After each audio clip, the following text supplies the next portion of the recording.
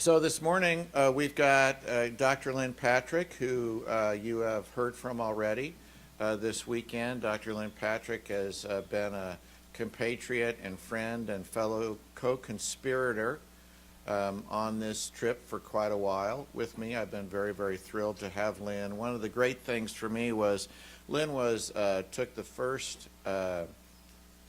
training. I think it was 2000 or 2001. She took the first training I offered in environmental medicine, which are the cards that you've got there in front of you. It's about a 6-month training.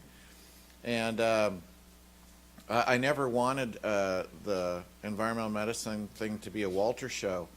What I wanted was, because it's such a vast field, to help bring people up to speed and form a community and have people that I taught become my teachers. And it's a great joy for me to have Lynn be one of the first to step into that role and become one of my teachers. So I invite all of you who want to really learn environmental medicine to take advantage of that training and then become one of my teachers. It's a great joy in my life to have that. And Lynn is now also the president of the Naturopathic Association of Environmental Medicine, the specialty group for environmental medicine. And they've got a little table in the back over there. I really encourage you all to join, and they're doing some nice webinars. We're really trying to, what we're headed for is a board certification. So you can end up having all those fun initials in front of you like Dr. Jaffe had. Yeah.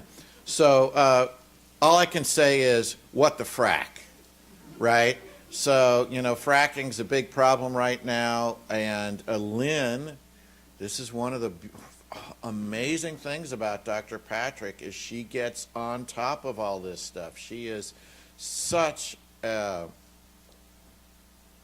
amazing blessing to all of us because of her commitment to environmental medicine, and she really is a bulldog. When she gets onto something, it's like, have you ever been to somebody's house where they got one of those little dogs that like bites your ankles and doesn't let go, and you're kind of kicking it off, right? Well, this is what she's like when she gets on something, on topic in environmental medicine, and so she's going to bring clarity to us about the whole fracking debate. So it is my joy this morning to introduce Dr. Lynn Patrick. Thank you, dear. Before I start my lecture, I want to tell you that I learned everything I know about being a bulldog from Dr. Theo Coburn.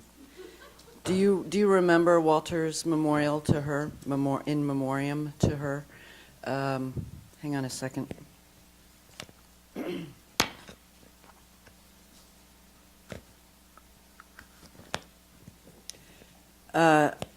When we first started 2 days ago, for those of you that weren't here on Thursday, Walter talked about us.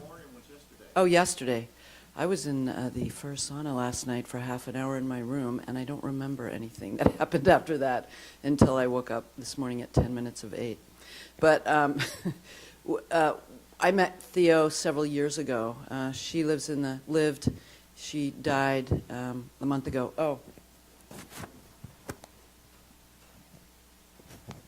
Is that better, Sam?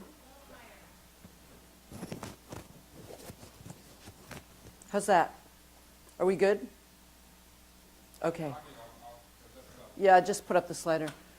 So Theo Coburn was a sheep farmer in Paonia, Colorado, and I've been a goat farmer in southwestern Colorado, so we had that in common. Her sheep started dying, and she couldn't tell why. And that sent her off on a journey when she was a tender 55-year-old pharmacist in Paonia, Colorado. And what she found was that there were high amounts of cadmium in the water that were killing her sheep from the coal mines now owned by the Koch brothers that are right outside of Paonia, Colorado.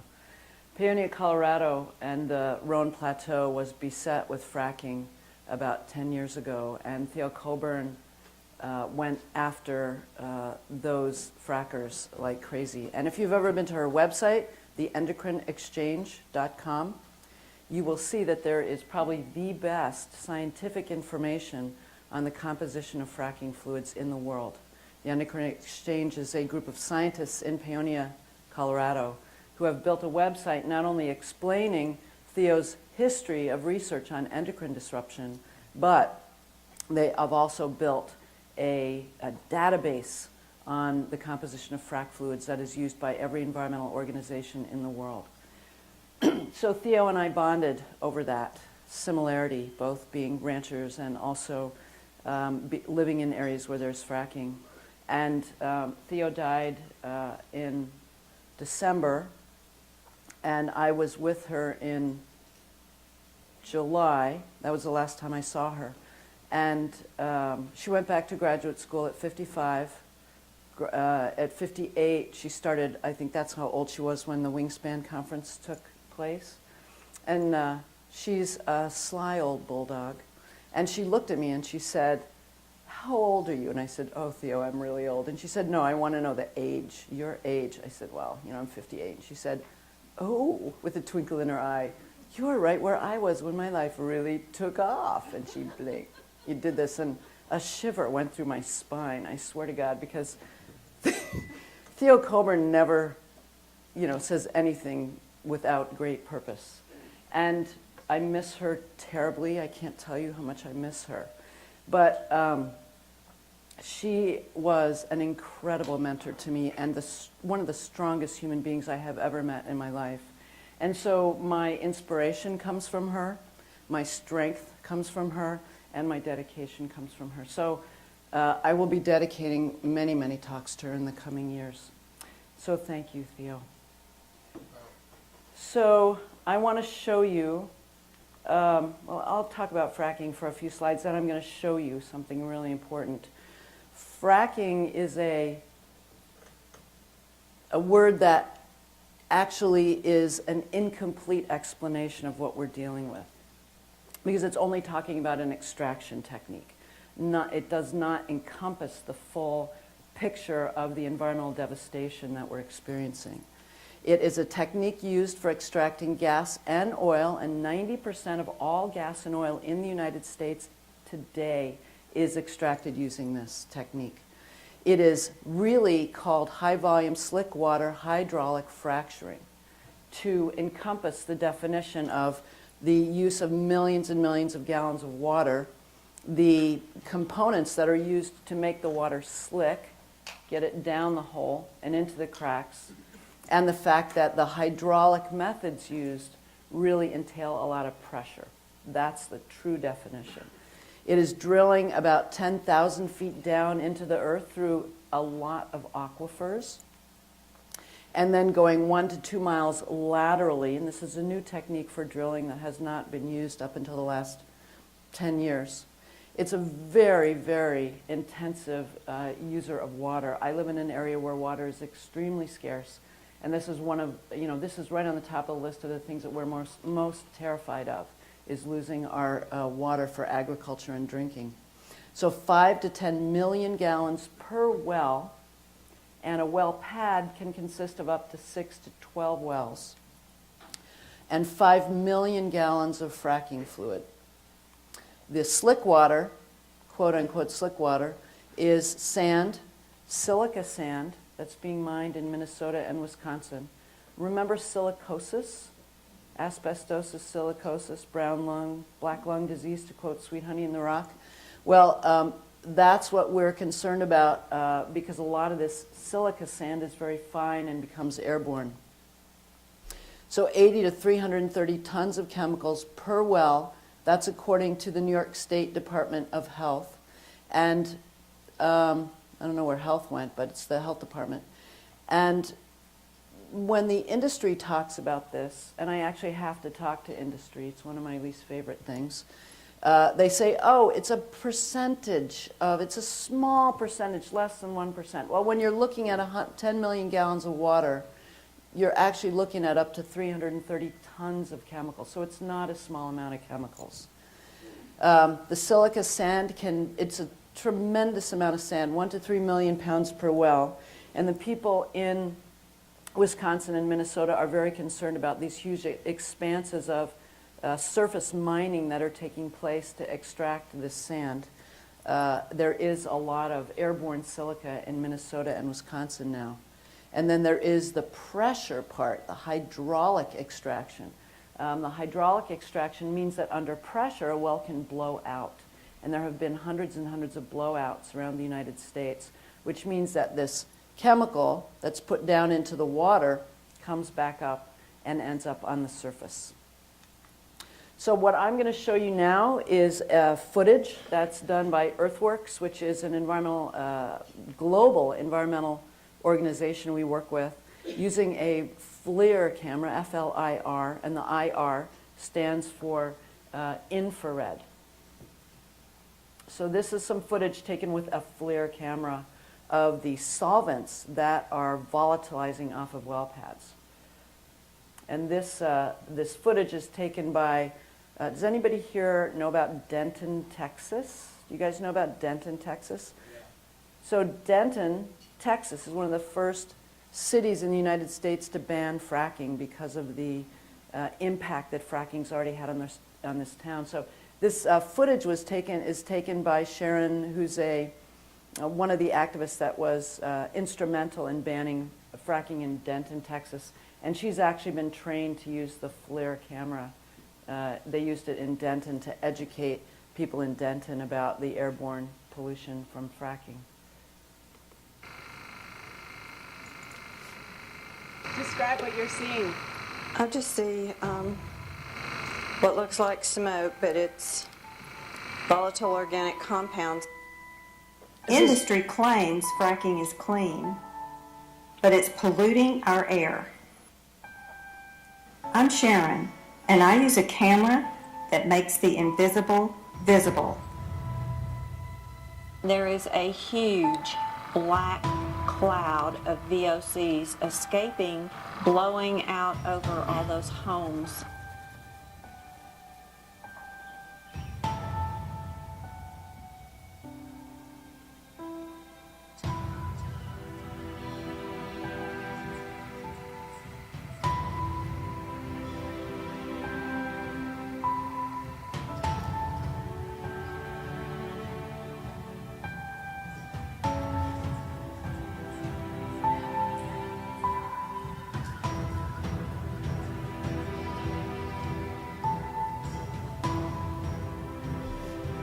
What most people don't know is that when that methane or natural gas comes up out of the ground, it also comes up with a lot of what I call hitchhikers.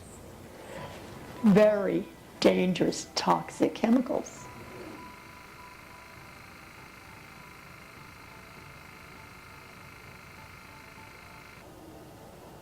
In '95, they drilled the first hole just east of my house. Drilled the first 4 holes on the property, just below my house in '97. I started having troubles, pains, cramps in the muscles, sinus problems, headaches, dizzy spells, but nothing major. In 2003, they put an EVAP pond right at the end of my driveway, the pad right at the end of my driveway, another one a half mile to the east and one a half mile to the west. 2004, it was a rough year. I was having a hard time at work. I couldn't hardly get around. By September 2004, my whole body shut down. I couldn't reach my face to eat. I couldn't walk. There's constant venting of the tanks because they can only take so much pressure, and then those toxins and those VOCs are vented into the air. All you have to do is look around at the top of the tanks.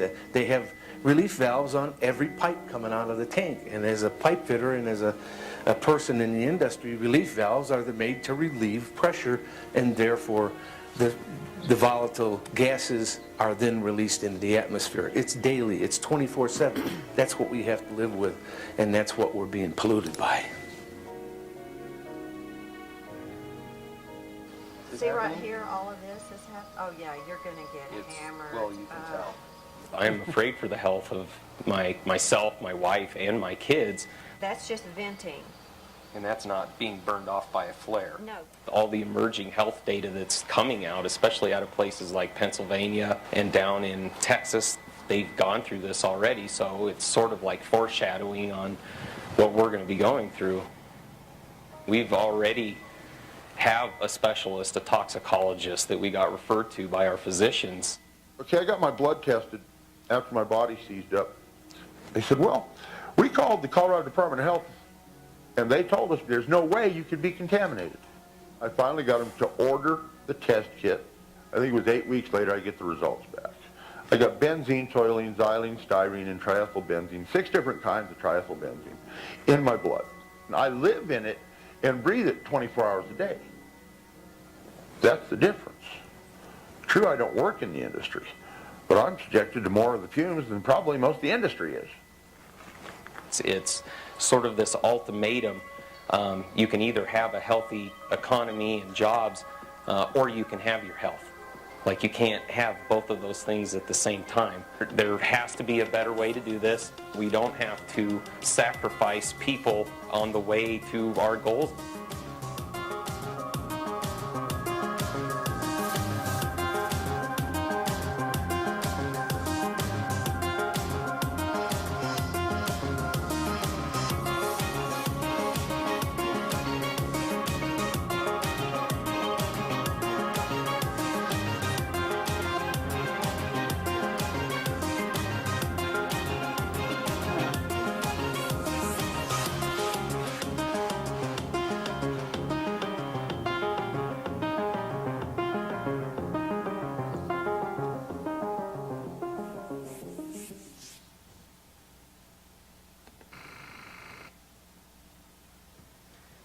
Hold. Okay, so that FLIR camera is a $60,000 instrument that was purchased by a grant, and we are trying to get that. And it takes $2,000 to train one person to use that camera. So our group is actually raising money right now to train someone in our area to use that camera, because we can rent it, so to speak, and bring it to our area so that we can start capturing evidence. Because the industry, remember that the industry is exempt from the Clean Air Act and the Clean Water Act, and so they don't have to report the toxins. Remember when Dick Cheney was vice president? He had a meeting with the oil and gas industry, and they said, we must move forward, Dick. And because you are the ex-vice president of Halliburton, you must help us. So they enacted exemptions from major pieces of legislation. I think that's in my slide set, so that there is no reporting necessary. And so we are going to have to do our own reporting. So where is this happening? For those of you that think fracking is not where you live, here are the shale basins. So this is shale that contains in bubbles. You know, shale is just a bunch of animals that were compressed millions of years ago. It's the gas is hidden in bubbles, and the oil is hidden in bubbles in the shale. So we know about North Dakota, we know about Pennsylvania, we know about Texas, we know about LA and California, but look how high the shale bed extends up here. And then we know about Colorado, Utah, New Mexico. But there actually are shale beds in Montana where fracking is going to happen. West Virginia is getting hammered pretty hard. And then Ohio, Illinois, Indiana. There's a tremendous amount of area that is potentially frackable. And this is, this is where activity is going to be concentrated. It's just in these areas in the shale beds. And this is where fracking is either currently occurring or being planned. The leases are actually going up for sale. So it's a pretty extensive area in the United States. 1.1 million active oil and gas wells, like they talked about in the film. 15.3 million Americans have lived within a mile of a well that's been drilled since 2000. 15 million people. We're not talking about a handful of people in the Bakken oil field in North Dakota. This is from Wall Street Journal that did investigative reporting because the EPA is not forthcoming about this information.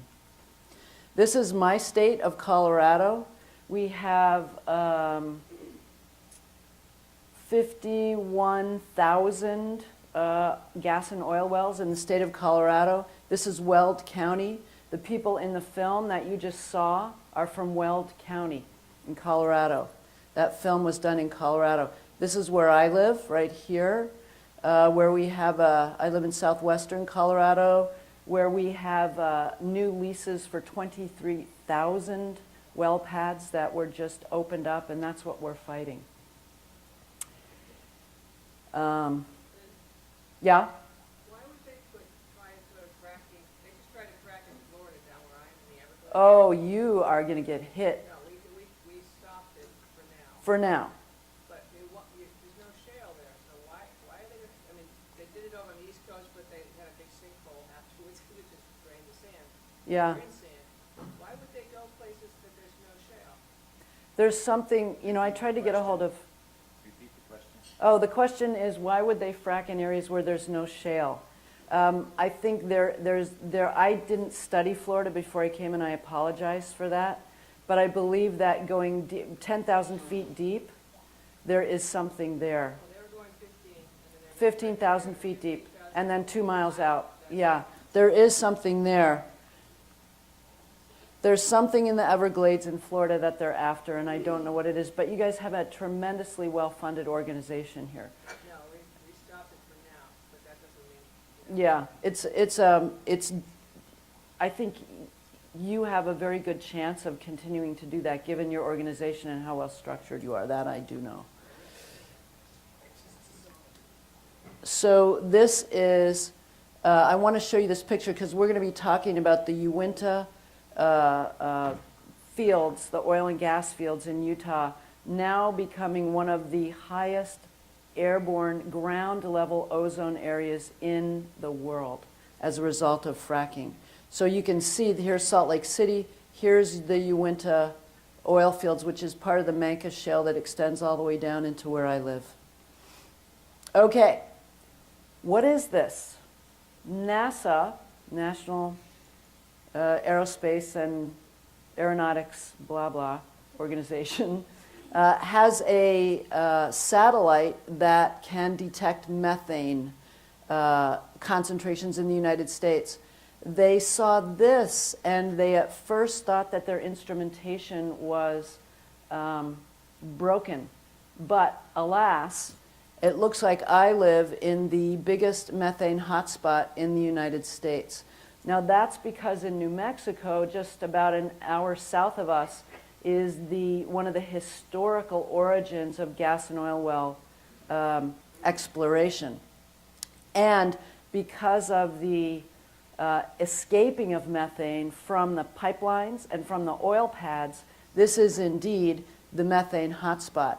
Now you just heard Dr. Theo Coburn talk about what else comes with the methane. Remember the hitchhikers?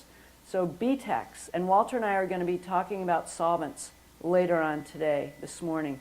And you absolutely cannot practice medicine in the United States from this point on without understanding what solvent exposure looks like, because you're going to be seeing it in everybody who lives in an area within, I'm going to say, 50 miles of a well pad. When we talk about the science, we talk about a mile. But what we have to understand is in these areas like the Uinta Basin and all of the shale exploration beds, when you have multiple well pads, you're going to see a very high concentration of solvents in the air. So it's not just the fracking, it's everything else that comes with the fracking. And what comes with the fracking is a tremendous amount of diesel emission. And Walter's talked about diesel emissions in Crinian opinion ad infinitum because of all the accumulative evidence for the relationship of diesel emissions and disease, not just respiratory, but cancer. 2,500 truck trips per well for water and sand. So this isn't just, that the roads are going to get, our infrastructure is going to get impacted. It's that we have to deal with diesel emissions on the well pad and on the way to and from the well pad. The estimates are anywhere from 2 to 5 to 10 million gallons per well. So it's somewhere between 2 and 10 million gallons per well.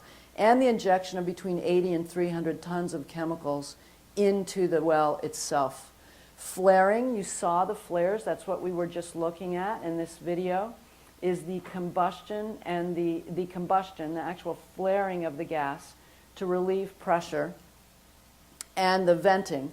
Condensation tanks are actually just big old tanks where a lot of the extra stuff goes in to condense out the BTEX, and we'll talk a lot about BTEX. Produced water evaporation pits. You saw that evaporation pit, right, near the guy's house that was really sick, the hippie guy with the little braid and no teeth, who got really sick from. So what is legal in pretty much all states right now, including Colorado, is all the fracking fluid that comes back up. You know, you push it down in to crack open the shale to get the gas out. Well, that produced water, we call it, comes back up out of the well, and it has to be disposed of. It can legally be disposed of in open pits where it evaporates. What else evaporates? With, you know, it's such a benign term, evaporation. We usually think of vapor, like water vapor. But what's evaporating are the solvents in the produced water, as well as some of the chemicals. And a lot of these evaporation pits actually have little sprayers that spray the produced water up into the air so that it can evaporate. And we had to fight an evaporation pit in our area that was next to a very large organic farm. And the farmer was beyond horrified that this was going to be right next, directly adjacent to her land. So we were actually able to stop that. So the venting, you saw the venting. So because the production and distribution of natural gas is under pressure, there has to be venting, particularly at the well pad and around the condensation tanks. And then there are the pipelines. And one of the guys that works in our little group is a consultant to the pipeline industry for safety. And he has become an environmentalist as a result of his experience in the industry and the understanding of his relationship with the industry, that they were unwilling to take the steps that he wanted them to take to make sure that the pipelines were not, didn't leak. Okay, so here's a picture of the diesel. This has fracking fluid in it. Here's a condensation tank. Here's a bunch of condensation tanks, and here's flaring, which happens in our area with the drilling of wells. We have a lot of carbon dioxide wells in our area, which carbon dioxide is actually extracted out of the ground. Like, why do we need to take carbon dioxide out of the ground when we have a small problem with this thing, referred to as now climate change, because we can't say global warming, where we actually have too much carbon in the atmosphere as carbon dioxide. But anyway, we take it out of the ground, and so because a lot of other stuff comes with it, hydrogen sulfide and BTEX, there's a lot of flaring in our area too. So, oops, what's this a picture of? Does anybody remember in June of, I think it was 2013, we had flooding in Colorado, unbelievable flooding? Well, these condensation tanks don't legally have to be attached to the ground. And oops, we didn't really plan on having flooding. So a lot of these condensation tanks, and this was mostly in the Front Range around Denver and Weld County, literally tipped over and started leaking. And they're still trying to clean up that mess.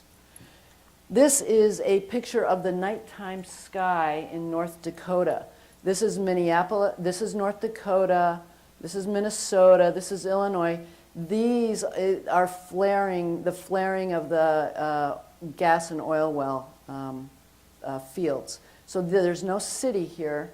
This is compared to Minneapolis and Chicago, and there's now a whole website called Night Skies that takes satellite pictures of the flaring that's happening across the United States to try and get a picture of how bad the flaring is.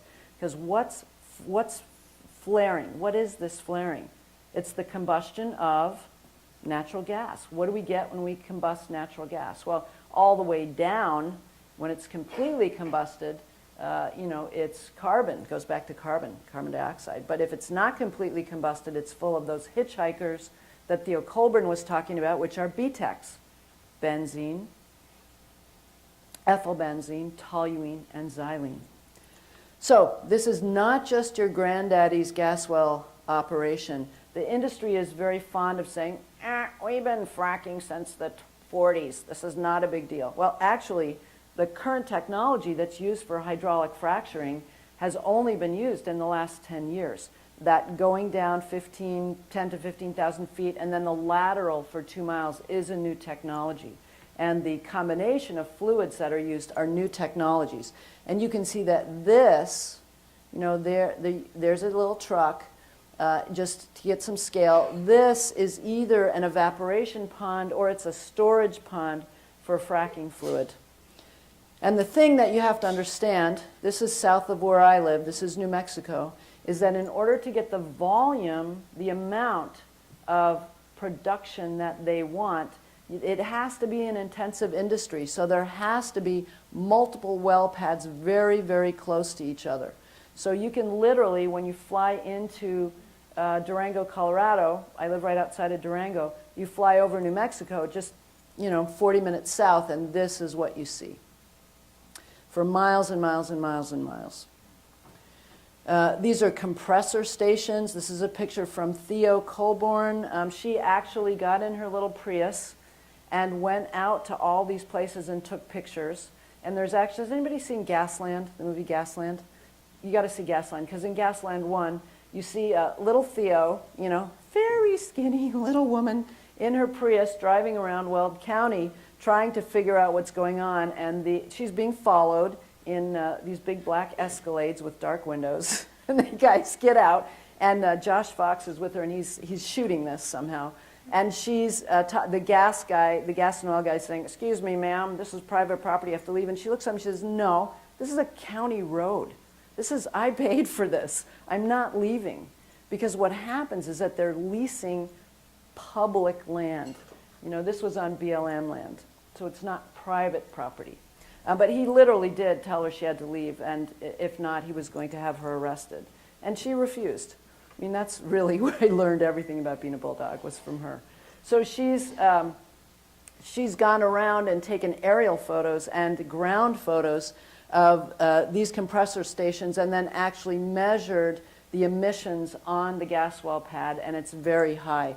The compressors, of course, are needed because you're out in the middle of nowhere. You can't get electricity. It needs to be generated, and there need to be these huge fans next to the Christmas trees, which is where the pipelines are. So it's happening in 36 states. It's not just Texas, Pennsylvania, Kansas, Colorado, North Dakota, and California. And to find out about your state, you can go to fractracker.org, which has a web map in which you can actually see where active leasing and exploration is going on. So, fracking education, 485 active new oil and gas wells within a mile of a school. We have a gas pad in our area, a gas extraction operation that's an actual active pad that is less than 500 feet from an elementary school. Our local environmental organization, through a global citizens initiative that allows people to actually test their own air, did some air testing from the schoolyard and found benzene levels about 100 times over the EPA limit.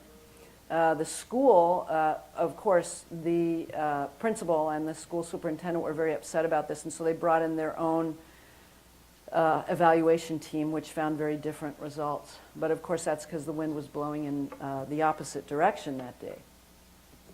There are about 353,000 students who attend school within a mile of an oil or gas well, and 121,900 students who attend school within a half a mile of an oil or gas well. And these are students who are not breathing clean air. And when we talk about solvents, we're going to talk about what the risks are of breathing benzene, ethylbenzene, toluene, and xylene. Now, the problem with the actual components that are going down into the well, and we're going to talk about water contamination now, is that it is a proprietary formula.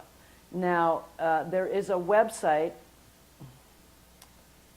that is voluntary where the industry can report what the components of their fracking fluid are. And I'm forgetting it for a moment because I never go there because it's only a very small percentage of the components. It's easier to go to the endocrine disruption exchange, TEDx. That's Theo's website, because it's a more complete evaluation of what the components of the frac fluid are. But it is true that it is still a proprietary industry secret and can legally be held. Now, this became a big problem in my area in Durango, where in 2006, I think, a worker was brought into the emergency room at Mercy Medical Center right outside of Durango because he had spilled fracking fluid on his body. And they're told whenever they do that that they have to go in and get evaluated. So what they did in the ER is they took all his clothes off, and the nurse who did this, who was the head nurse in the ER, started feeling badly. She actually lost consciousness within the next 48 hours, went into a multi-organ system failure and had to be medevaced to Denver and almost died. She's fine now. She's back at work. We can imagine that she may have had some predisposition to chemical sensitivity via a number of mechanisms, but as a result of that, healthcare workers all over the United States have asked their state legislatures and Congress to make the disclosure of the ingredients used in a well pad public knowledge to a healthcare worker. The problem is that the healthcare worker has to, in the emergency room, has to call up the gas and oil COGCC, and they have to ask for that particular well pad location's frac ingredients while the person in the ER is in, acute respiratory distress. It's too little too late, basically. And so this is something that we've been trying to change for a long time, but it's a difficult situation because of, not just this gentleman for sure, but because during his administration, not that I'm intimating that he was actually running the country, but he did succeed in getting fracking exempted from the Clean Air Act, the Clean Water Act, the Safe Drinking Water Act. But it's okay because it's safe to use. We call this the Halliburton loophole. It's not just those two acts, but the Resource Conservation and Recovery Act, RCRA, CERCLA. So we can have Superfunds on well pad sites because they're exempt from the CERCLA Environmental Response Compensation and Liability Act. This is the Superfund site, the Superfund Act. The National Environmental Policy Act, and the Toxic Release Inventory. Toxic Release Inventory is where industries have to report what they put into the air, water, and soil. Gas and oil doesn't have to do that. So we know that these chemical components, methanol, ethylene glycol, diesel, naphthalene, xylene, hydrogen chloride, toluene, ethylbenzene, diethanolamine, formaldehyde, and sulfuric acid.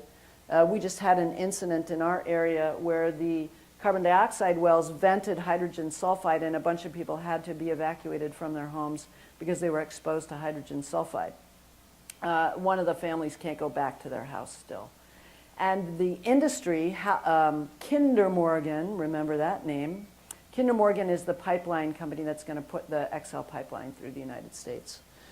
They're in our area. They run our county. They pay about 48% of our tax base in our county. Mr. Kinder just visited our county. If these were regulated, they would be regulated as hazardous air pollutants and Safe Drinking Water Act pollutants. So they are recognized as air and water pollutants, but they're just not regulated. So let's talk a little bit more about what they are. We're talking about water now. This is what we know has been, and these are the articles in case you need them. I'm going to give you lots of resources so you can learn more about fracking from a medical perspective. We find methane. So methane is natural gas. It is the product thereafter, but it is a solvent. It is not inert. Arsenic. There have been some new data that's come out just this month in January looking at high levels of iodide in water and high levels of ammonium in water, which turns into ammonia. and the concerns about both of those. I didn't have time to update my slides because this just happened last week. But arsenic, we know there's a fair amount of arsenic, as well thallium. I think that Dr. Quigg mentioned that, didn't he, about there's some reports of thallium in flowback water. Radium and technorms, naturally occurring radioactive metals. The tech means technologically enhanced, which I think is an interesting terminology, because what it refers to is that in this process of extracting gas from the ground, these naturally occurring radioactive metals become concentrated. So when you see the word technorm, what you're going to think of is highly concentrated radioactive metals. Biocides, it is not good to have bacteria in the area that you are extracting gas out of, because they can make other nasty things like, think about humans that have bacteria that make certain noxious gases. Well, bacteria do that in the ground as well. And so this is Sandra Steingraber. I don't know does anybody here know about Sandra Steingraber? She is a neonatal toxicologist who was very, very, I think, one of the main people responsible in helping New York ban fracking. Hi, Tim. And Tim Guilford just entered the room. A cause for celebration. So biocides. We don't even know what these biocides are. Why? Because it's a secret. But what we do know is that they are highly active. And Sandra Steingraber did a lot of the research to actually reveal that we have biocides in fracking fluid. Dispersants. What's a dispersant? Detergent. A detergent is a dispersant. What do detergents have in them?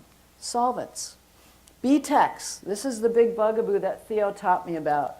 These are the hitchhikers. Okay, this is what comes up with the natural gas. Benzene, toluene, ethylbenzene, xylene. We're going to be talking more about that later on today. We are very, very concerned about ground level ozone, nitrous oxides, and volatile organic chemicals. So nitrous oxides come from where? Do you guys know where the nitrous oxides come from? You can find nitrous oxides in a lot of air pollution. They come from the exhaust of your vehicle. Sulfur oxides and nitrous oxides, and they come from, I don't remember, do you remember what part of diesel they are? But they come right out of the trucks. So you've got... It's combustion byproduct. Yeah, it's a combustion byproduct. So on the well pad, you've got diesel exhaust, and then you have all the volatile organic chemicals, and they combine to produce ground level ozone. Now, up in the stratosphere, ozone's great because it deflects, right, ultraviolet rays that would otherwise cause cancer. On the ground, it's a very severe lung irritant. And Theo did some of this original research actually measuring ozone on the Rhone Plateau in the forest at, I think she was at about 8,000 feet. And her research in the forest in beautiful Front Range, Colorado, showed that the ozone levels were equivalent to downtown Los Angeles. Formaldehyde, we know about formaldehyde, BTEX, radon. As you know, radon is the second cause of lung cancer in the United States, right? Because of radon leaking from basements into homes. Everybody should have, especially that lives in the Northeast, but everybody in my area too, there's a big push to get everybody to do radon testing in their homes. Nitrogen oxides, methylene chloride. Methylene chloride is a component of fracking fluid. It's a solvent, and it breaks down into carbon monoxide. Carbon dioxide is not such a bad thing. It creates global warming, but carbon monoxide is a very serious hematological toxicant, right? It binds to hemoglobin, makes methaglobin. You can't breathe air. You can't carry oxygen around. Silica sand we talked about, and then hydrogen sulfide, a toxic gas. So produced water in some states is actually sent to treatment work so that it can be treated, right? So it can turn into what? drinking water. So in Pennsylvania, they looked at some of the water coming out of the water treatment works, and they found that it contained high levels of cadmium, aluminum, tin, lead, manganese, nickel, and strontium. Barium, uranium, BTEX, 2-butoxyethanol, 2BE. 2BE is one of the solvents that the, remember that my governor Hickenlooper, who's no longer in office, but when he was, would say things like, well, fracking fluid is just so safe, you could drink it. Why, in fact, I think they left some fracking fluid on my desk once by mistake, and I think I drank it by mistake. Nothing happened. I mean, that kind of stuff is actually what the industry is putting out for people to digest. So, no longer done after this research came out. Produced water is now disposed of in disposal wells. And I think later on here I have a little thing on disposal wells, or I had a thing on disposal wells. Where did that go? Ooh, that was at the beginning. We might have to go back to that. So nobody knows about this. I want to talk about this a little bit. About 50 million tons that's 9,000 truckloads a day of sand is being mined in Wisconsin and Minnesota to go to all the other places in the United States where well pads are being drilled to make the sand. Now it has to be a very specific, pure high silica sand. And that silica is a very fine particulate, to less than 2.5, PM of less than 2.5. The people in these areas are kind of, as you can see here, they're divided. They want money, but they also are concerned about their air quality because a lot of this becomes a fine dust. So that's another, it's a process that is just open pit mining, basically. You can see here, it's a big open pit. There is a concern in these areas about the particulate matter in the air. So what is in this produced water that we're sticking down wells? This is from endocrinedisruption.com. This is from the TEDx site that I talked about, Theo Coburn's site, where you can go in and you can actually look at the components of fracking fluid. You can see here that 100% of them are respiratory toxicants. Well, you may not be able to see this slide close up, but I'm going to read it for you. 90% are skin, eye, and sensory organ irritants. About almost 80% are GI irritants.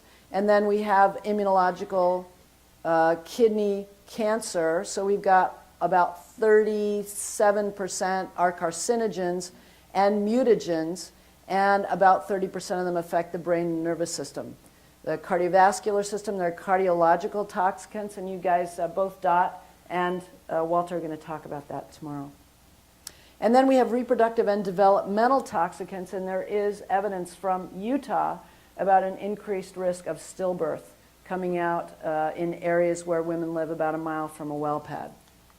So there are 632 chemicals that are used in fracking fluid mixtures. And these are decided upon by the individual operation, meaning that they take a look at the geology of the operation and they make up these fracking fluids kind of based on what they're drilling. So I think this is what I was looking for. Let's see if we can play this. Eastern outskirts of Bakersfield sits a nondescript oil well. Nothing apparently out of the ordinary here in an area where tens of thousands of oil wells dot the landscape and blend in with the agriculture. But we discovered that this one well has been used to re-inject oil recovery wastewater, including wastewater from fracking, back into the ground, into an aquifer containing high-quality water, water good enough to drink.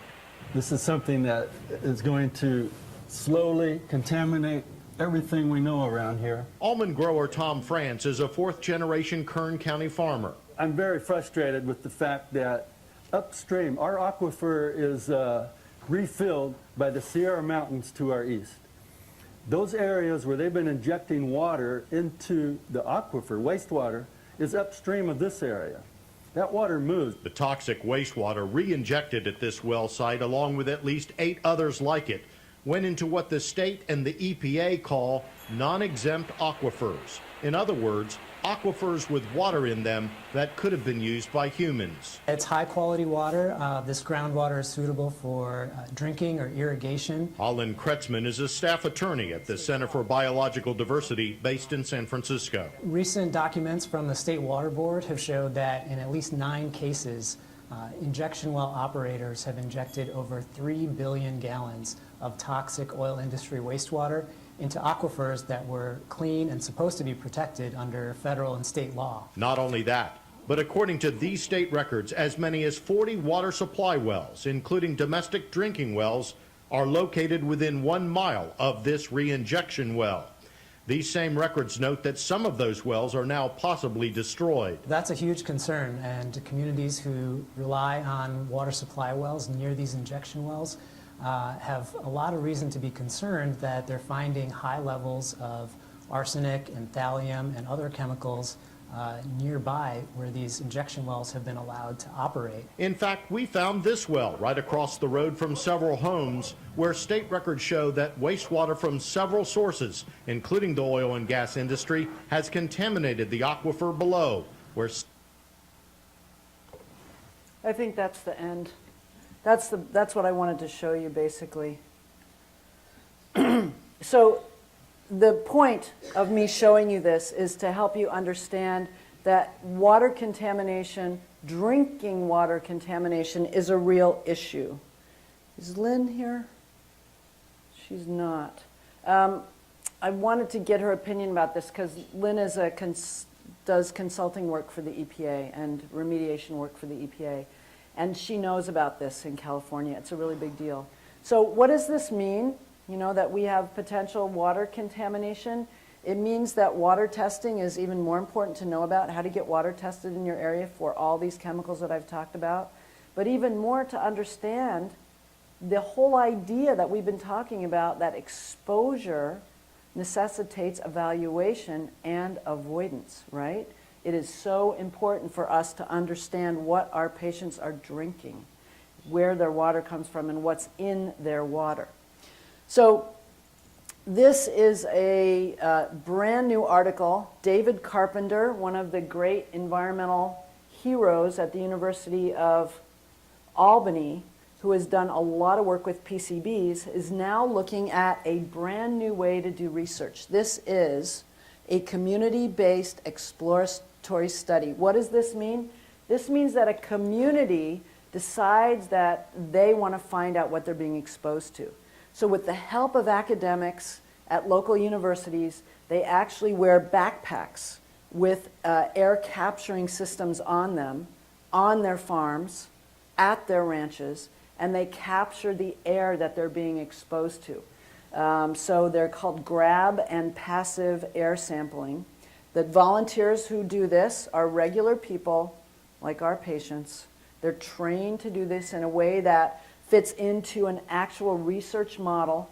And this was just, I can't remember the month, but this was just recently published. And this is an EPA-approved method for gathering 75 different volatile organic chemicals.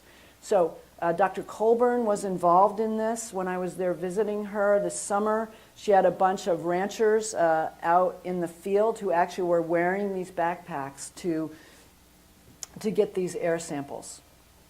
What they found were 8 volatiles. Let's see if I have it. Yeah, what they found in the air, and this is in outside of beautiful Paonia, Colorado, which is an amazingly beautiful mountain town.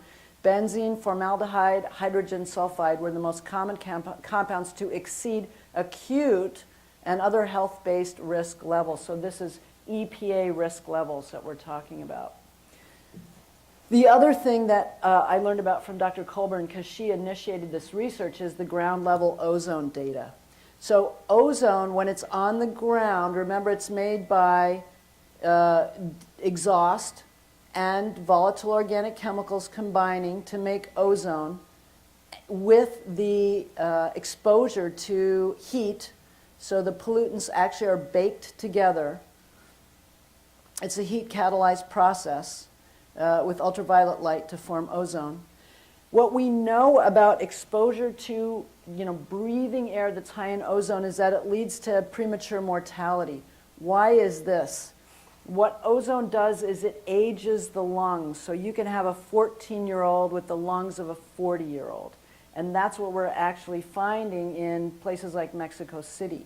The problem is that we're finding it in other places as well. It increases risk for asthma. It's a sensitizer. So it increases risk for allergic reactions in the respiratory tract, and it increases cardiopulmonary and respiratory deaths. This is the Uinta Basin. Remember I showed you a picture of the Uinta Basin. That's in northeastern Utah, adjacent to Colorado where I live.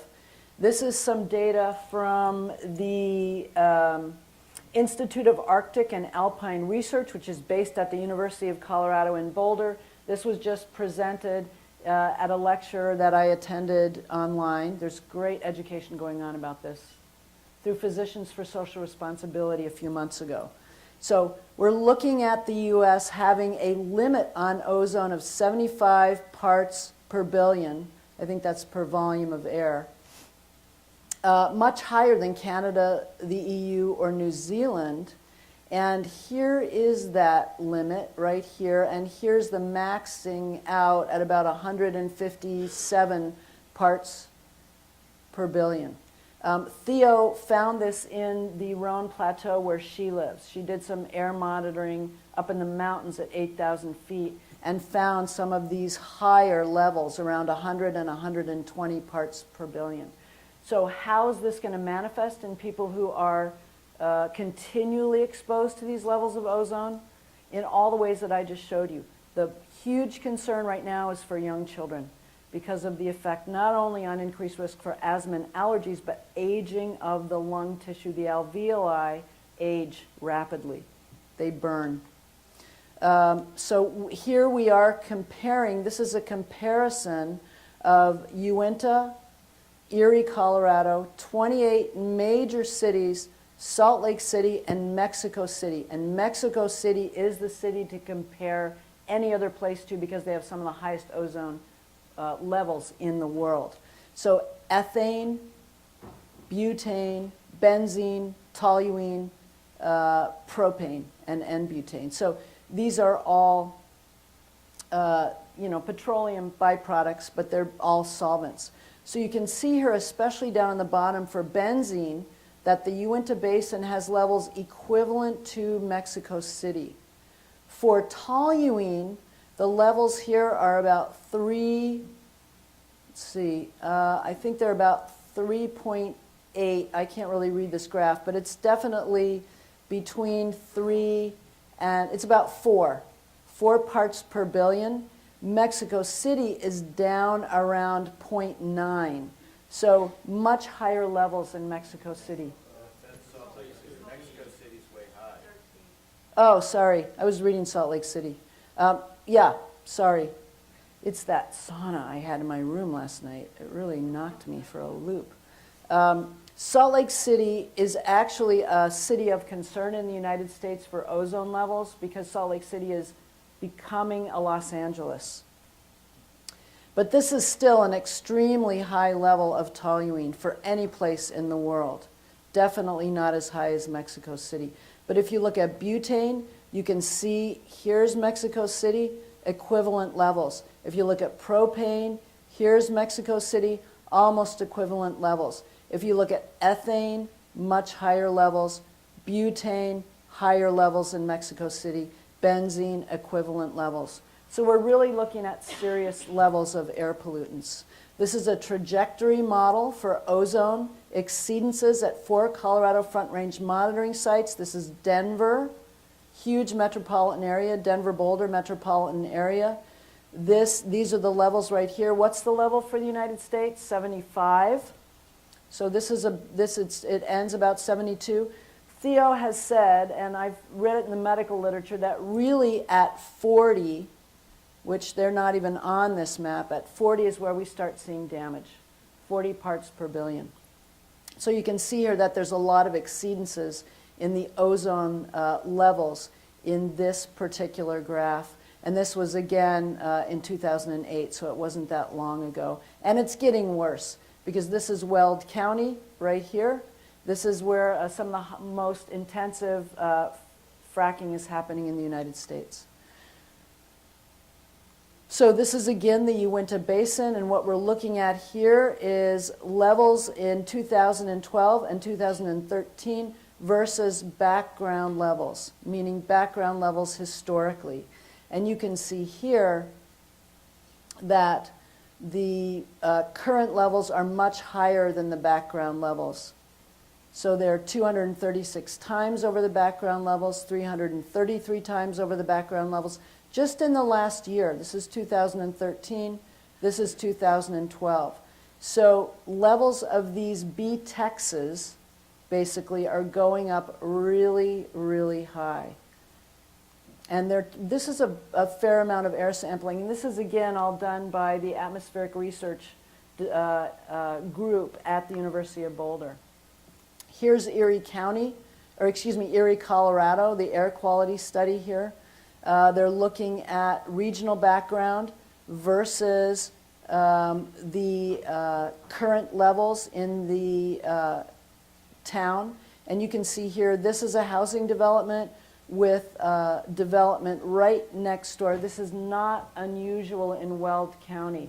There's no law that says that a establishment, a gas and an oil well production area has to be any more than 200 feet away, 150 to 200 feet away from a residence, a school, a hospital, anything like that. So elevated levels of propane, about 15 times higher, elevated levels of ethane, a little more than 15 times higher. So comparing it to Los Angeles, so higher than Los Angeles by a significant amount. So what we're seeing here is the urbanization of the United States, right, in terms of air quality and water quality. We know that workers, in terms of occupational exposures and residential exposures, and here are the actual references, are exposed to these things we've been talking about. So there is lots of evidence to prove that that people have these exposures. So when you identify these exposures in your patients, you have a tremendous amount of references to use here.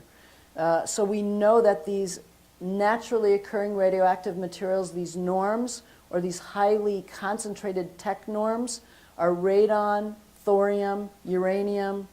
They are concentrated in the produced water. So when your patients are drinking them, they're getting tech norms, very high levels of these radioactive materials. One of the things that we're going to start doing in the future, maybe next year, is really leading you guys through the analysis of water testing to be able to identify these radioactive substances. We're working very hard on creating a laboratory that will actually do radioisotope testing for water. So residents living within a kilometer of a well pad are likely, meaning probably will be exposed to these radioactive elements, benzene, methane, ozone, and BTEX, and glutaraldehyde, and 2-butoxyethanol. 2-butoxyethanol is the first chemical that Theo warned me about, and 2-butoxyethanol, of course, is a solvent, but it also, I believe she told me it was used in some early military weapons research. So in Pennsylvania, where things are really bad, and they actually have clinics in southwestern Pennsylvania set up by volunteer healthcare workers and funded by the community to treat people who are exposed, these are the emissions of concern for immediate toxic responses that they're actually identifying in the water of people who are getting sick. There's finding barium and arsenic fluoride salts. This is in an area where there's no fluoridated water. So somehow fluoride salts are getting into the fracking fluid. VOCs and PAHs, just like we talked about, and BTEX, I just mentioned BTEX, methylene chloride, which is the solvent that turns into carbon monoxide, formaldehyde and acetaldehyde, fine particulate matter that's coming from the diesel exhaust, carbon monoxide, glycols, silica dust, and then radium and radioactive decay products. So they're actually identifying these in the water of the folks who are getting sick. The health issues related. So remember, let's go back to the film that we saw in the beginning. You saw bloody noses, you saw rashes, you heard about headaches, cognitive problems, not being able to think clearly. Remember the guy who was talking about how he got so sick that he couldn't lift up his hand to eat? Every single one of those symptoms can be related to solvent exposure, particularly benzene. So what has been documented, and these are all the papers in which it's been documented, so you can actually refer to them, are behavioral and mood changes and the stress. The one thing I didn't have time to talk about that we will get to in later conferences is that when you live in a home where there's a fracking operation, they come in with a huge amount of dirt moving equipment and trucks, and this is 24/7. They work around the clock. So they set up a whole lighting system that makes nighttime into daytime. So there is no more nighttime where you live. So the lighting operation is extremely bright. It's shining in your windows, and the drilling makes the ground shake. So one of the big things they're trying to research in southwestern Pennsylvania is what actually happens to the nervous systems of people who are living in residences near these operations. And what they're finding, as you can well imagine, is that their cortisol levels go through the roof for a significant amount of time. Birth outcomes, we talked about stillbirth, the stillbirth research from Utah. Cancer risk increases in those who are living at about a half a mile from a well pad or less. The rashes, you saw a picture of the rashes. Ear, nose, mouth, and throat irritation from the airborne solvents. Eye irritation, same thing. Gastrointestinal irritation. When Theo and I first started working on this, one of the big complaints, not so much in my area, but in her area, was bloody stool, bloody diarrhea, and ulcerative colitis type symptoms. High blood pressure, this could be from the solvent exposure, and it could also be from the stress of living in an industrial zone that's as much as 150 to 500 feet from your home. Muscle and joint pain, this is a solvent exposure symptom. All the neurological symptoms we know about from solvent exposure and the respiratory symptoms that we know about from solvent exposure. So there's a wide variety of pathologies that you'll see in patients who are exposed to fracking. So Physicians for Social Responsibility has now taken this on, particularly in the Northeast, and they have published some really good information from the Southwestern Pennsylvania Health Clinic, and you can go to Physicians for Social Responsibility for that information. This is published, I think, through the University of Pennsylvania, but the Southwestern Pennsylvania Environmental Health Project is a nonprofit environmental health project put together by people like you. I mean, this is not necessarily funding from the Environmental Protection Agency. This is just people who want to figure out what people are getting sick from. And what they're putting together is blood work and water, drinking water evaluation, and air monitoring, like I showed you in Dr. Carpenter's study, to really try and get a database of what's going on. What they found is that the most common symptoms documented by the nurse practitioner at the Southwestern Pennsylvania Environmental Health Center were skin rash and irritation. That could be waterborne solvents or airborne solvents, nausea, abdominal pain, respiratory difficulties, nasal irritation, shortness of breath, difficulty breathing, and coughing. Obviously, airborne solvent exposure. Our nurse practitioners also met people who report headaches, dizziness, nausea, eye and throat irritation, In addition to these, researchers are finding fatigue, joint pain, muscle aches, and weakness, among others, in people exposed to unconventional natural gas development. So you'll see it referred to in the literature as unconventional natural gas development rather than fracking, because unconventional natural gas development refers to the whole process, including the stress of having a well pad drilled in your backyard. So that's what I would like to refer to it as, because fracking is only a very small part of the entire picture. So David Brown, toxicologist at Southwestern Pennsylvania Environmental Health Project, you can listen to webinars that he's produced, which are very good, because he's actually the toxicologist on board doing the water quality and air quality studies. He's seeing a lot of precancerous skin lesions, nosebleeds, splenic enlargement in patients who are living near well pads, dermal rashes, chemical burns. Why would somebody have a chemical burn if they live near a gas well pad? Solvents in the water. Sleep and stress disorders, and this is a huge part of the research now, is looking at children who are living within 500 feet of a gas well pad. I don't know if you remember Eric, but Eric is the gentleman who actually talked about his concerns about living near a gas well pad. He lives in Weld County. The gas well pad is across the street from his house, meaning the end of his property is the street, and on the other side of the street is the gas well pad. And his kids started having bloody noses within a few months of the construction of the gas well pad. So here's a really good list of resources, and I'm going to go through them for you so you can learn more. My favorite one right here is Physicians, Scientists, and Engineers for Healthy Energy. So PSE, healthyenergy.org, has an entire curriculum for you for free online by doctors, chemical engineers, and toxicologists teaching you about what we know currently about the effect of fracking on human beings and animals. There's a really good veterinarian, Michelle Baumberger, I think is her last name, who's just written a book on fracking and its effect on animals.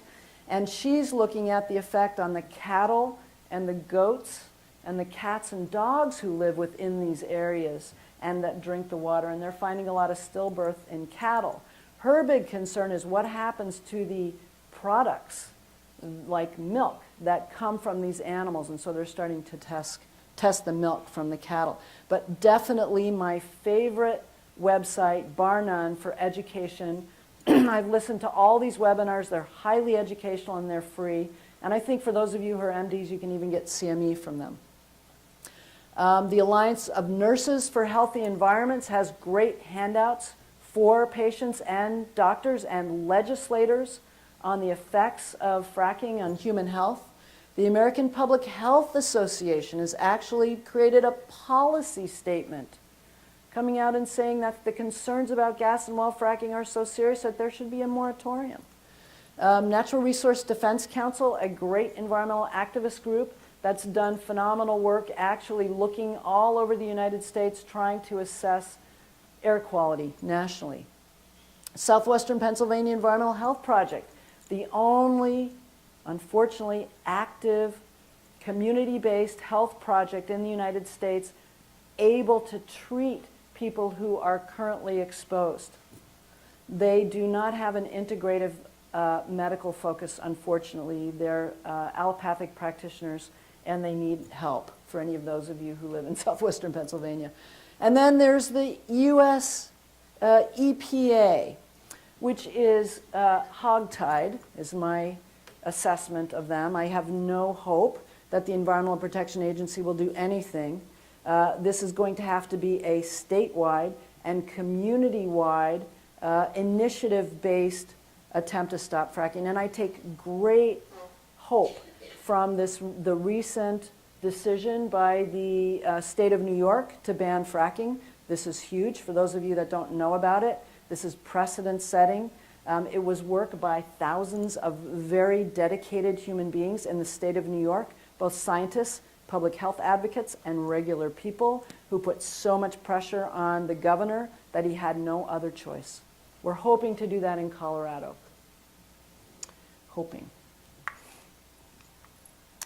So this is a document that's published on healthandenvironment.org that talks about kind of the state of the science. Healthandenvironment.org, for those of you that don't know about CHE, Collaborative for Health and the Environment. Do you guys know about CHE? CHE is a, I think, global now group of academicians and physicians who are actively working in a whole bunch of different areas on health and the environment. They're fabulous. I cannot suggest that you join them more strongly. They have calls that you can call into where they interview researchers and scientists about a whole variety of environmental issues. And you can join them for free and join working groups. I'm in a couple of different working groups. And they send you research to your inbox. So I'm in the obesity in the environment, diabetes in the environment, and the reproductive health in the environment working group. And they have researchers that are actually sending you stuff before it gets published into your inbox. It's amazing. I get, probably about 20 articles every day in my inbox. So they are working very hard to look at this fracking issue. And so they just had, this is the partnership call they just had that talked about some of the air quality stuff I showed you, comparing the Uinta Basin and the Weld County, Denver, Boulder area with some of the other places in the United States like Mexico City looking at air quality. So they're a great, great, great resource. PSE, Healthy Energy, Physicians and Scientists for Engineers, has this CME course that talks about the Southwestern Pennsylvania issue. They interview the nurse practitioner from the clinic in Southwestern Pennsylvania and really talk about what she's actually seeing. Now, for those of you that don't live in areas where fracking is happening, this is still a really good model for understanding solvent exposure. And you will see patients with solvent exposure. And you probably are already, whether you know it or not. PESHU, you know about the Pediatric Environmental Health Specialty Units? So these are hospitals. There, I think, are about 6 regional PESHUs. These are hospitals that are set up specifically to deal with environmentally exposed kids and babies. And they have a information sheet on natural gas extraction and hydraulic fracturing for health professionals specifically geared to kids.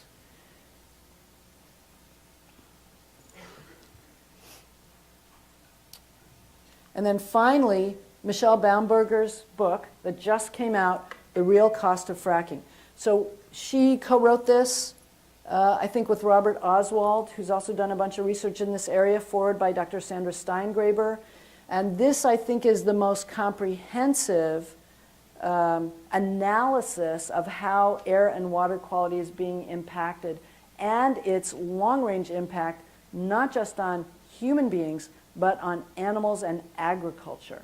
And so remember that what we're dealing with is, first and foremost, and our concern, the effect on women who may become pregnant, women who are pregnant, their children, the children of families, and all human beings who are breathing the air and possibly drinking the water that's being impacted by gas and oil, unconventional gas and oil extraction. But even more than that, the reason that this is in a farm field is that there is going to be an effect on agricultural water. You just saw it outside of Bakersfield. The almond groves of America are in California. We grow 100% of our, well, not 100%, but close to 100% of our almonds in California. Whether they're organic or not, they're going to be using, those trees are going to be using that water. So it's very important that we become aware of how these chemicals are affecting our agricultural products, as well as the dairy cows and the goats that are drinking this water. Always have to include the goats. So, in conclusion, people are exposed to toxics through air, water, and soil. Basic. These exposures are periodic, and intense for several hours. The reason that the community health monitoring trial was designed the way that it was designed, with people wearing backpacks and going about their business, is because these air solvent levels go like this, okay? So that's why at the school, the Florida Elementary School, where where the air monitoring study was done, the superintendent could bring in their own air monitoring system, put it up, and actually not detect any solvents because the wind was actually blowing away from the gas well pad versus toward the gas well pad. So those exposures have to be detected in a very specific way, and they have to be monitored for long periods of time so that they can catch not only the bursts from the flaring and the bursts from the venting, but the wind-borne contamination. Regulatory air and water screening, let me say this 15 times. Regulatory air and water screening will not detect the hazard. Why is that? When Mr. Gasman, who is an employee of the particular company that's got the gas well pad near your house, comes to your house and knocks on your door and says, "Hi, I'm from Halliburton or BP, and we have a well pad, and for your safety, we just want to take a little sample from your tap to make sure that it's not contaminated." They look for total dissolved solids. They might look for methane so that they can say, you just have methane in your lines. It was there before. We didn't put it there. Because we do have a lot of methane in our groundwater. But what they will not look for is the BTEX that we talked about. Most likely acute physical symptoms, rash, headache, fatigue, respiratory, nosebleeds, GI, and depression are the things that are really reflective of both air and water exposure in areas that are close to the actual well pads themselves. So these are the things that you're likely to see. Biomonitoring methods need to be developed. So in other words, we actually need, and we're working on this, an actual, a laboratory that says, okay, here's what you got to look for. It's a package. We're going to give it to you cheaply. The air monitoring, God help us. We don't know how to do that. We don't have any help from the EPA. The EPA only legally has to monitor, I think in our county we have like 3 air monitoring stations for the EPA, and they're not near any of the well pads. Interventions and support at the patient level with help for coping with this. There are people who are already exposed. The folks that were, we have people in our group who are actually were evacuated from their homes. There's one family that can't go back to their homes. The other people that have gone back to their homes are, their stress level is pretty high because the hydrogen sulfide that caused them to be evacuated could come out of the vent at any time, right? The company doesn't need to warn you. It just happens. Remember, exempt from the Clean Water and the Clean Air Act. Individuals must monitor their health and exposure status. In areas that are ground zero for fracking, people actually need to have a way to monitor their health status. You saw the guy in the video who had to push to get his blood solvent levels tested because the Colorado State Health Department, which is useless, I will tell you from personal experience, said, there's no way that you'd be exposed to solvents. That's what they say. Sense of community trust and social capital is destroyed in areas where there is fracking. In the Bakken fields in North Dakota, what is happening is that wildcatters are coming in. This is a boom and bust industry.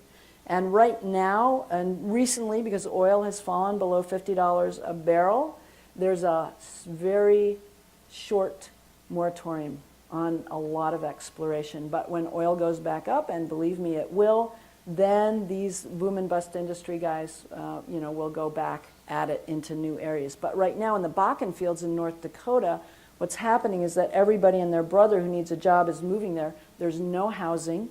People are being housed in churches or they are sleeping on the streets, and I'm not kidding, there's actually a documentary that was written about this, that was actually premiered at a film festival near where I live last year.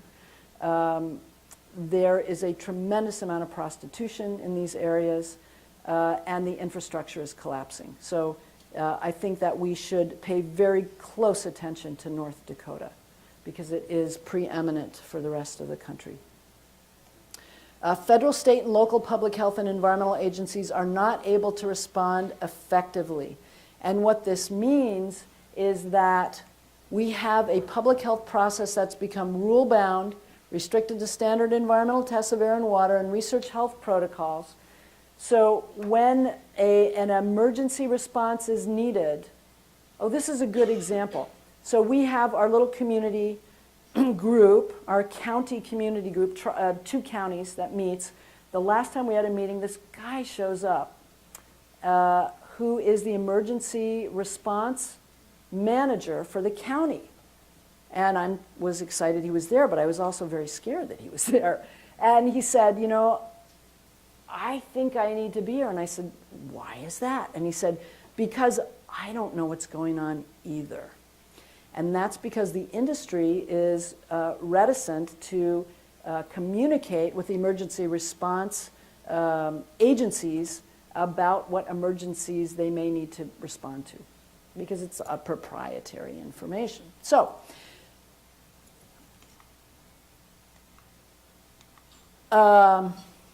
this is from the Southwestern Pennsylvania Environmental Health Project at Ground Zero in Pennsylvania. And basically what they've given people is how to protect against health impacts from unconventional natural gas development. UNGD. It's a bad acronym, I admit, but it's the one we're using. So this is the emergency response. Stop drinking your water. If you must drink or cook with your tap water, leave it uncovered. You know, this is like after the emergency has happened. Cut off contamination from air, monitor changes in your health and environment. We would hope that in areas that are not southwestern Pennsylvania, and that are not North Dakota, and that are not Weld County, Colorado, and that are not Bakersfield, California, that are not areas in Texas, that we would not have to use these, that we could prevent these. And I think, you know, given all this horrendous information that I've had to present to you, and I'm very sorry, I have earned the nickname Debbie Downer in my community. And, you know, I was, I was mentored by the best of them. Remember you talked with the lecturer, you said you gave me a term that informed depression. Oh, right, right, right. You said Yeah. there's only one way to get out of informed depression. It actually is the only thing that helps make it. Action, yeah. Yeah, and I do have to tell you that after I took Walter's course, I went through a year of soul searching, otherwise known as depression. Though there's people in here who've been through Walter's course who are shaking their heads. But I left that state very soon after I started my environmental medicine practice. Why? Because I started helping people get better. And what the corollary in this situation is that when we started our little community organization, our little 2-county environmental activism organization, I started feeling much better about fracking. It's not that fracking stopped. It did in New York, but that's far away from me. In fact, drilling and exploration in my county has gone up in the past few months. But I have hope, because I am working with an unbelievable level of human intelligence. And I really believe that what has happened in New York State is globally important, because these people, through nothing other than their own wit and resources, have managed to completely stop fracking in the state of New York, which is, you know, the Marcellus Shale, the biggest shale deposit of gas and oil in the United States. It's no small thing. So, do we have time for questions? Yeah, we do. We do? Yeah? Okay. Any questions? Come up to the mic. One thing I wanted to mention here is how many people now in this room are like totally aghast at fracking and wish it would stop? Okay. How many of you are enjoying less than $2 a gallon gas prices at the gas pump. So that's what you're up against, Yep. right? Because that's why the gas prices are at $50 a barrel now, because of fracking. So that's where it hits people in their pocketbook, you know. And just to know what we're up against here is, you know, well, why do I care about people's health in North Dakota when I can buy $1.85 a gallon gas? So come up to do your questions. Lynn, that was absolutely fantastic. Thank you so much. Just remember that this is the quality of presentation at the annual updates in environmental medicine. And tell your friends next year bring about 6 people with you. Hello, I'm a nurse practitioner who works 1 day a week in Weld County. Oh, hi. Hi. And I haven't seen in your presentation what people can do other than acute. So these are people, not a lot of money, but are concerned, what can they do? What supplements can they buy? Okay. What can they do? We're going to have to talk about that in our solvent lecture. So Walter and I prepared a solvent lecture because we knew it was going to be after the fracking lecture. So we're going to talk about solvents and treatment. Okay, good. Thank you. Yeah. But that's an excellent question. What can we all do to protect ourselves from solvent toxicity? Yeah.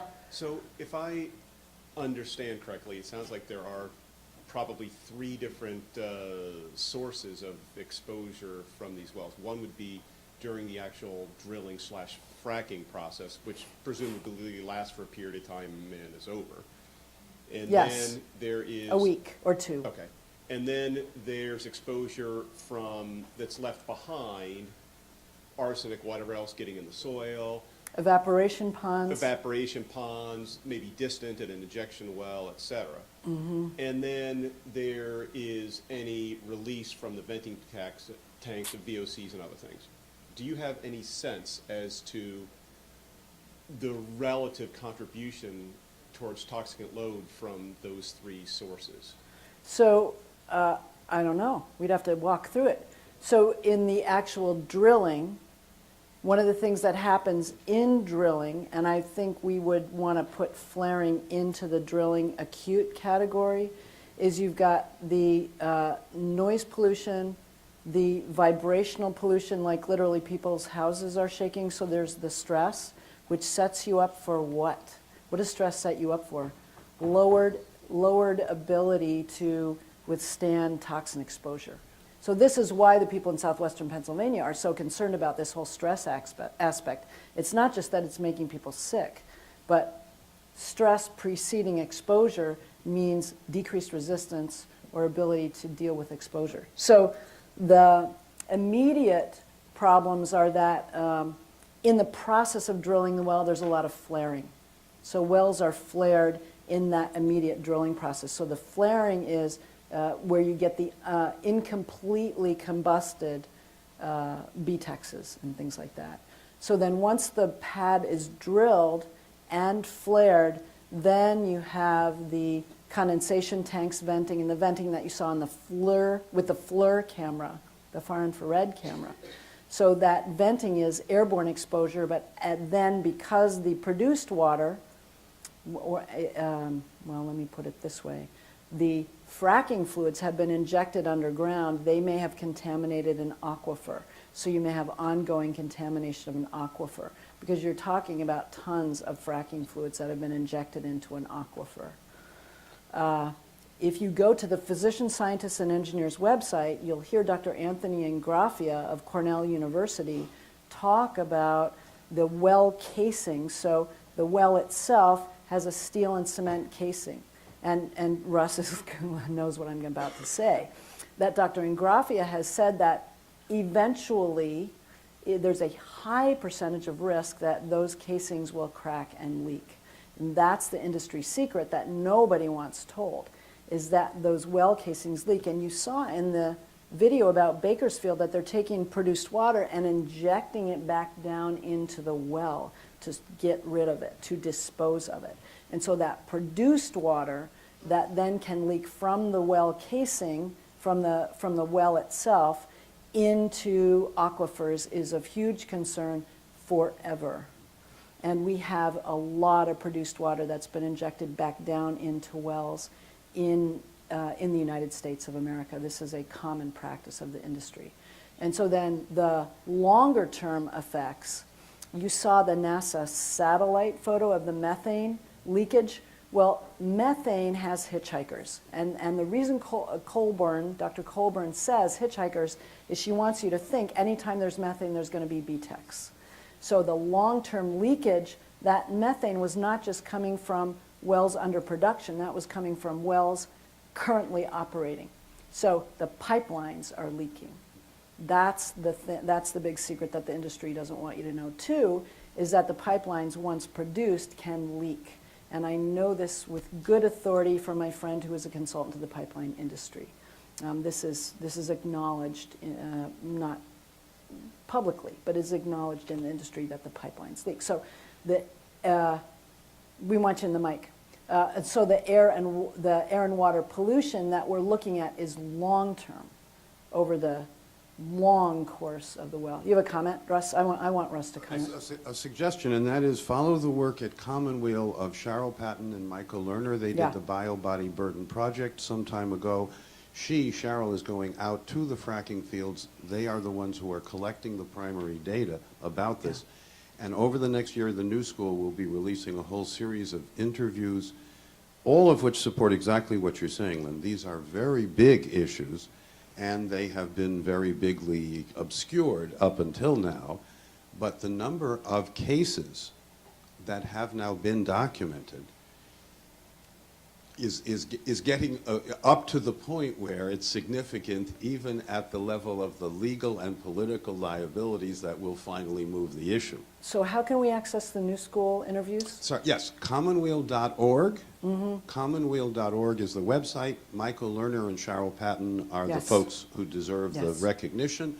The New School website is a sub of commonweal.org website. So we can get to it through Commonweal. Absolutely, Great. absolutely. I'm pleased to do. Great. So I had lunch with Cheryl and Michael this summer when I was in Washington, and Cheryl had just come out of the Wyoming oil fields doing some of that biomonitoring. And there is a way to do it. There is a way to do it. She knows how, and she is available. She's an amazing human being. All true, and since you said that, a story inside the story. One of the times when she came back, she and Michael hadn't seen each other for a while. The next day, Michael took a sauna, and the number of solvents and other chemicals that came off of him, secondary to just being close to her, was such that they took the machine that they used to measure, and everything was off scale. Yeah. And this is all EPA, up to EPA regulatory monitoring equipment. Thank you so much, Russ. Okay.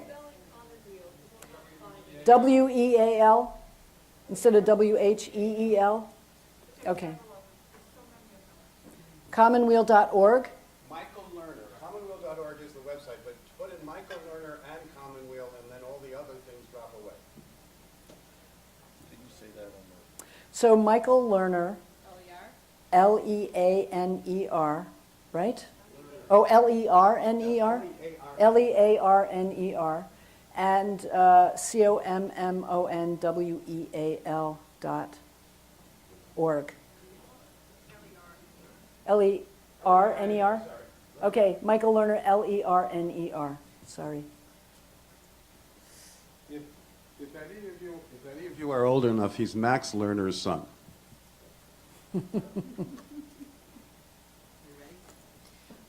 I have had trouble figuring out what the best sources for water testing are in various communities that I've lived in.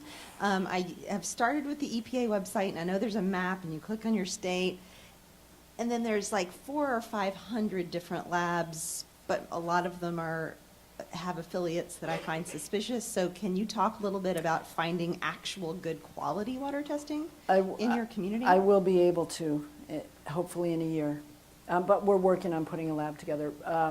What I can tell you now is that if you can look at university laboratories, like we we look through CSU and CU, and we actually do some testing through them. They have the ability to do that.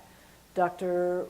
Bill Ray, also I think on Environmental Health Center Dallas, has some really good resources for water testing, some of the best. Unfortunately, not always the cheapest, but some of the best in terms of solvent levels.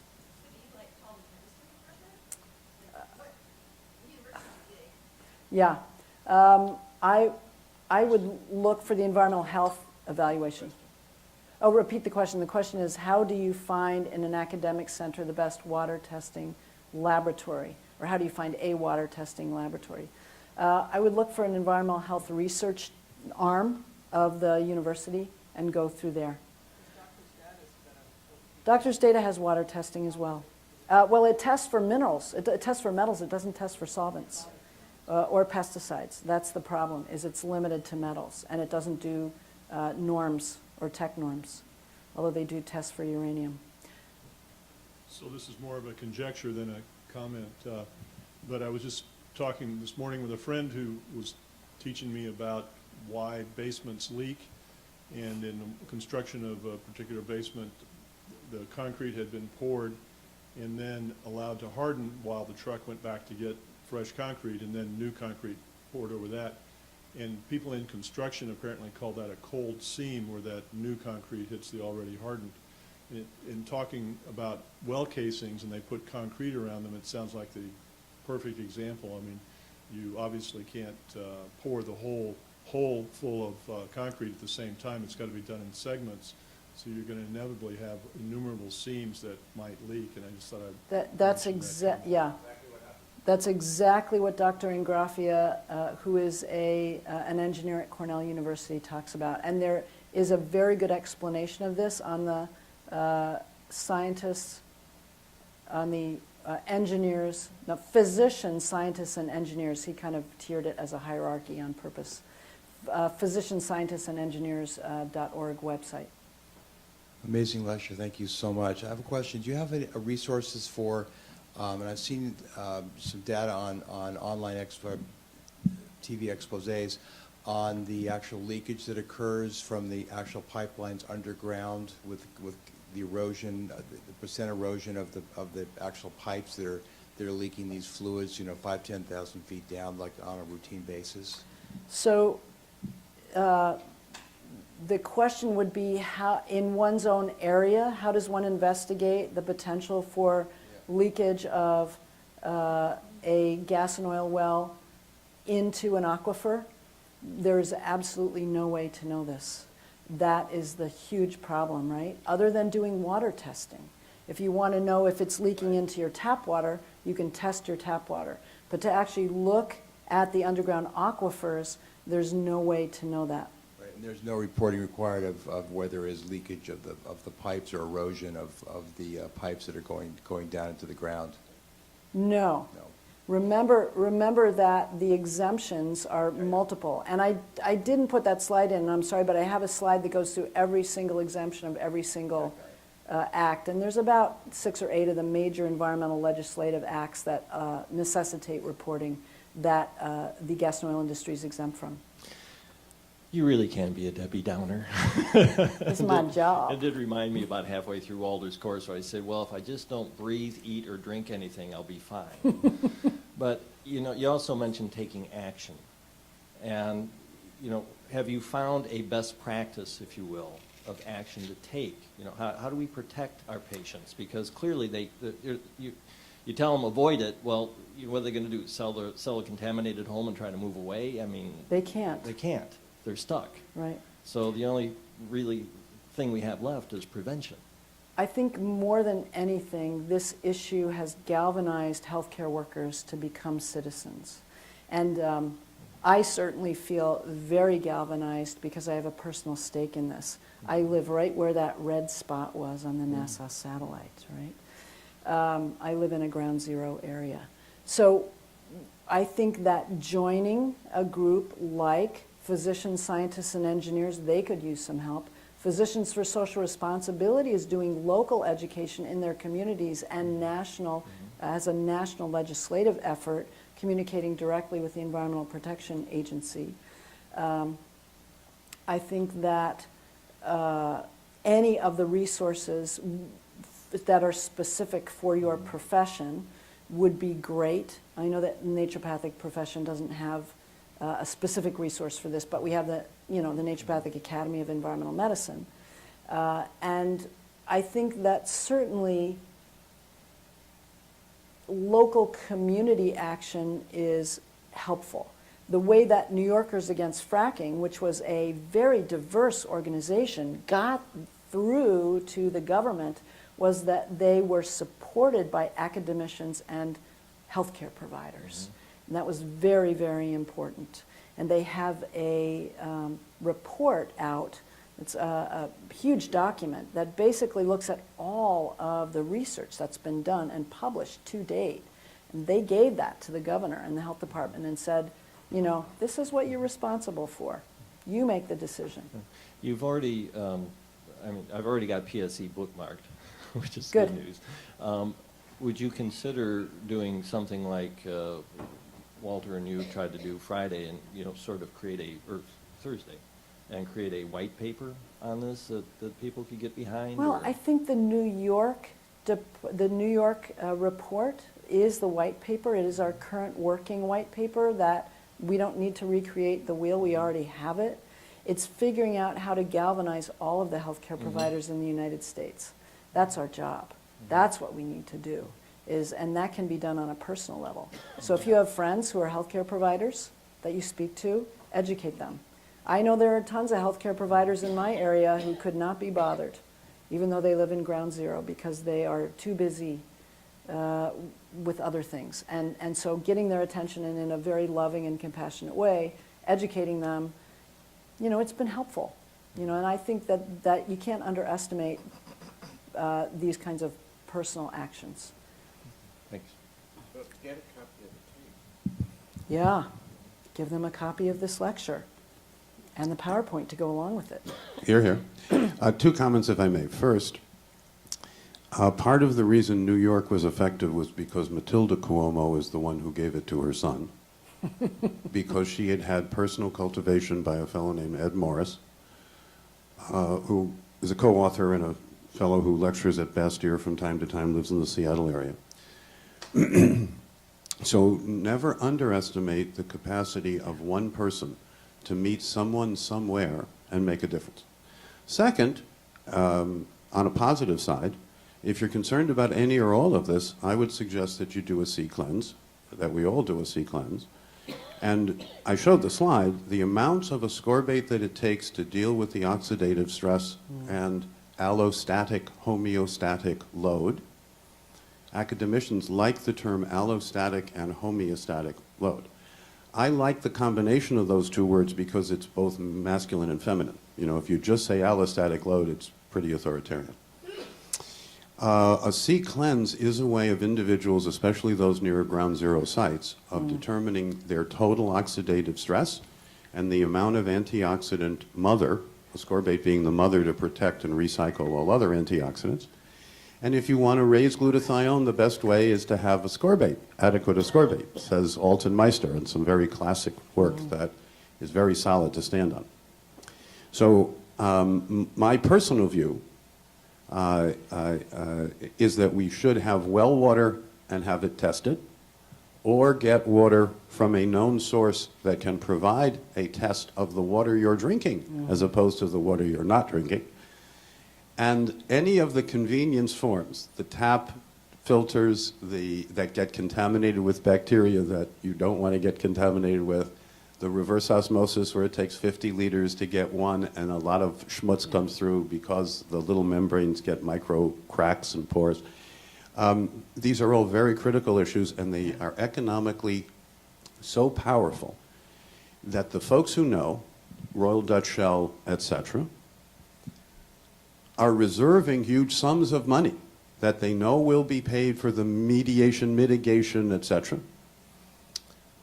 And they believe that the two things that will move the needle are people taking things to court. That's what moved Love Canal originally, etc. And the other is informed scientists and physicians who are willing to stand up in their communities, even when they're in the minority, and speak the truth as they know it, hopefully with a white paper in their hand. It never hurts to have Atul Gawande write a piece that someone can hold up saying, gosh and golly, we have discovered there is a problem and a solution. But it's a self-care, lifestyle, eat, drink, think, do, to me, solution. We happen to be fortunate enough to have well water in both of our homes, third aquifer. We still have it tested every 6 months. By whom? I use the National Water Testing Organization's reference lab. So if you go to the Water Testing Organization website, they have a reference lab that they use, and it changes. And what they test changes, usually adding, not subtracting. But there you can select labs that will test for minerals, labs will test for solvents, labs will test for persisting organic pollutants and hormone disruptors. What we do is a global test. So we want to know if total toxic minerals, if total persisting pollutants, if total solvent residues are above a certain threshold. And if they're below that threshold, we don't continue to test for 4,000 things. But if they're above threshold, then we'll come back and pay the money. And as you said, I think you said, Lynn, if you want to do the comprehensive water testing the right ways with the right labs, it's hard to find out who the right labs are, but call Bill Ray, call Lynn Patrick, you'll find, they'll get you in the right place. Then it's expensive. And I don't recommend that everybody do that, but I do recommend the global test for the 3 categories. And what do we do about radioisotopes is we have a Geiger counter. We have a Geiger counter. In Japan, it is not unusual today for people in the supermarket to take a Geiger counter, and occasionally the Geiger counter goes off, and then they take that spinach off the shelf, but people actually carry little Geiger counters. They're not that expensive. So that is a device I actually keep with me all the time. I just leave it on. If it ever goes off, then I get concerned, but fortunately it doesn't too often. Occasionally it does go off. So I think we are beginning to get resources, we are beginning to get the action plans, but the first thing is we have to be informed. We have to know who's doing the state-of-the-art work and call attention to it. ISI, Institute for Science in Society, Mei-Wan Ho and her group out of London, also have done some very good work on these subjects. So I would recommend that as another source for evidence-based reports that are coming out regularly. So I just want to make sure we get the website for, is this NSF you're talking about, the National Water? Yes, it's called the National Water Quality Organization. I don't remember exactly their website because I think it's some acronym, but it's the National Water Quality Testing Organization. It's the trade association for the companies that test water. And then they have listed just a few of what they say are reference labs that standardize the other labs. And I figure reference lab sounds good to me. Great. Thank you so much, Russ. So we're going to break early today. So